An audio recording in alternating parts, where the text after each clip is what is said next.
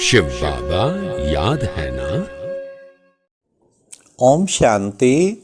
सुनते हैं 25 जनवरी 74 के अव्यक्त बाप दादा के मधुर महावाक्य। आज की अव्यक्त वाणी का टाइटल है निराकार स्वरूप की स्मृति में रहने तथा आनंद रस लेने की सहज विधि। आज की मुरली में बाबा ने किस तरह से हम अपना स्वरूप निराकारी स्वरूप सहज याद रहे उसकी विधि बताई।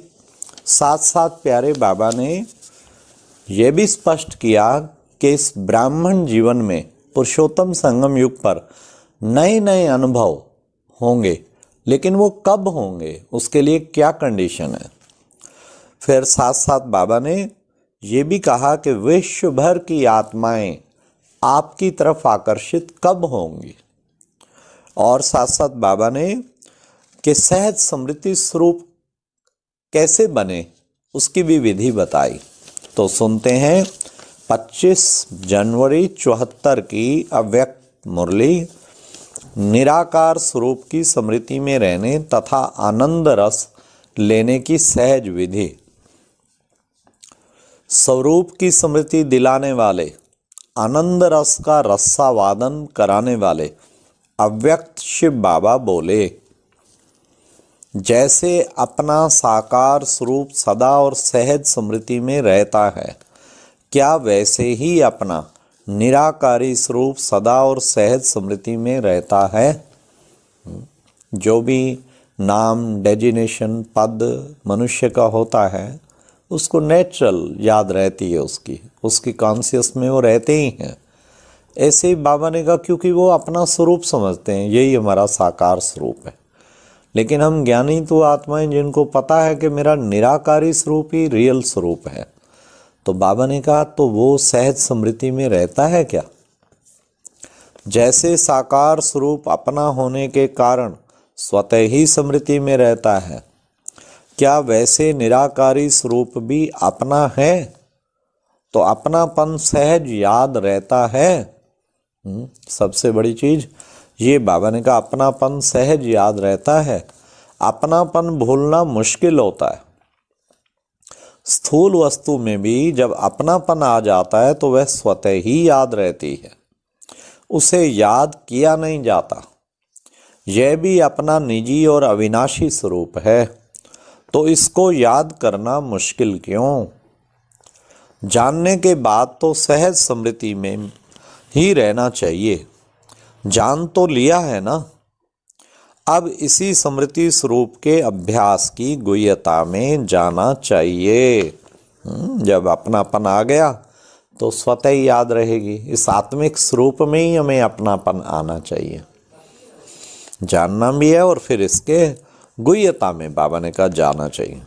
फिर बाबा ने साइंस का उदाहरण दिया, जैसे साइंस वाले हर वस्तु की गुह्यता में जाते हैं और नई नई इन्वेंशन करते रहते हैं, ऐसे ही अपने निजी स्वरूप और उसके अनादि गुण व संस्कार, इन एक एक गुण की डीपनेस में जाना चाहिए। जैसे आनंद स्वरूप कहते हैं, तो वह आनंद स्वरूप की स्टेज क्या है, उसकी अनुभूति क्या है, आनंद स्वरूप होने से उसकी विशेष प्राप्ति क्या है, और आनंद किसको कहा जाता है। हाँ, और उस समय की स्थिति का प्रत्यक्ष प्रभाव स्वयं पर व अन्य आत्माओं पर क्या होता है, ऐसे हर गुण की गुह्यता में जाओ। हाँ, एक बाबा ने आनंद का उदाहरण दिया। आनंद क्या है, स्टेज क्या है उसकी, उसका प्रभाव स्वयं पर और अन्यों पे क्या है, और उसकी अनुभूति क्या है, उससे विशेष प्राप्ति क्या है। बाबा कहते हर गुण की गहराई में उतर जाओ। ऐसे ही अन्य गुण भी है ना, प्रेम है और शांति है और सुख है और शक्ति है। जितने भी हमारे अनादि गुण हैं, तो उन गुणों के एक एक की बाबा कहते डीपनेस में जाओ, अनुभव की गहराई में जाओ। तो बाबा ने कहा जैसे वे लोग सागर के तले में जाते हैं और जितना अंदर जाते हैं उतने ही उन्हें नए नए पदार्थ प्राप्त होते हैं। ऐसे ही आप जितना अंतर्मुख होकर के स्वयं में खोए हुए रहोगे तो आपको बहुत नए नए अनुभव होंगे। ऐसे महसूस करोगे जैसे कि आप इसमें खोए हुए हैं। हाँ, नए नए अनुभव कब होंगे? तो बाबा ने उसके लिए क्या कंडीशन बताई? जितना जितना अंतर्मुख होकर के स्वयं में खोए हुए हो रहोगे तो आपको बहुत नए नए अनुभव होंगे। ऐसा महसूस करोगे जैसे कि आप इसमें खोए हुए हैं। फिर बाबा ने कहा, जैसे मछली पानी के अंदर रहती हुई अपना जी दान महसूस करती है, उसका लगाव पानी से होता है। शरीर निर्वार्थ यदि बाहर निकलेगी भी तो एक सेकंड बाहर आई फिर अंदर चली जाएगी, क्योंकि बिना पानी के वह रह नहीं सकती। हाँ, मछली को पानी से अलग कर दिया जाए तो कुछ देर में तड़फ के मर जाएगी। उसके लिए तो जल ही जीवन है। हाँ, वैसे तो मनुष्य व्यक्तियों का भी 70% शरीर पानी है। तो बाबा कहते जैसे वह पानी के बिना नहीं रह सकती, ऐसे आप सबकी लगन अपने निजी स्वरूप के भिन्न भिन्न अनुभव के सागर से होनी चाहिए। कभी किस सागर में खोए हुए हैं, कभी कुछ, कभी आनंद के, कभी प्रेम के, कभी खुशी के, किसी न किसी सागर में डूबे हुए हों। कार्य अर्थ बाह्य मुक्ता में आए, इंद्रियों का आधार लिया अर्थात साकार स्वरूपधारी स्थिति में आए, लेकिन लगाव और आकर्षण उस अनुभव के सागर की ही तरफ होना चाहिए। आए, पार्ट बजाया, फिर न्यारे हो गए। आए, पार्ट बजाया, फिर न्यारे हो गए। तो बाबा कहते हैं कार्य अर्थ बाह्य मुक्ता में आए, इंद्रियों का आधार लिया, साकार स्वरूपधारी स्थिति में आए, लेकिन लगाव और आकर्षण उस अनुभव के सागर की तरफ होना चाहिए। वो तो बस पार्ट बजा रहे हैं पर डूबे वहाँ हुए हैं अनुभव के सागर में। कितनी सुंदर मुरली, कितना अच्छा बाबा एक्सप्लेन कर रहे हैं। जैसे स्थूल वस्तु अपनी भिन्न भिन्न रचनाओं का अनुभव कराती है, जैसे मिश्री अपनी मिठास का अनुभव कराती है ना, और हर गुण वाली वस्तु अपने गुण का अनुभव कराती हुई अपनी तरफ आकर्षित कराती है, ऐसे ही आप अपने निजी स्वरूप के हर गुण की रचना का अनुभव अन्य आत्माओं को कराओ, तब ही आत्माएं आकर्षित होंगी।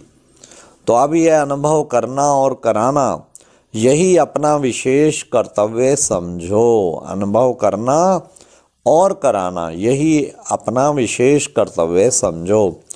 वर्णन के साथ साथ हर गुण की अनुभूति कराओ, केवल वर्णन नहीं, उसकी अनुभूति कराओ। वह तब करा सकोगे जब स्वयं इस सागर में समाये होंगे। तो क्या ऐसा समाये हुए रहते हो? इससे सहज स्मृति स्वरूप हो जाओगे।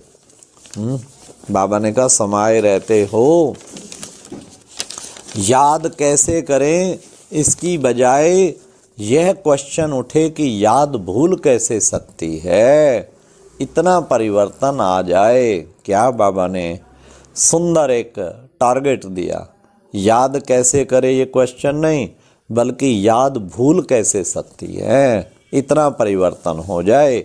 अभी तो सिर्फ थोड़ा सा अनुभव किया है, सिर्फ चख कर देखा है।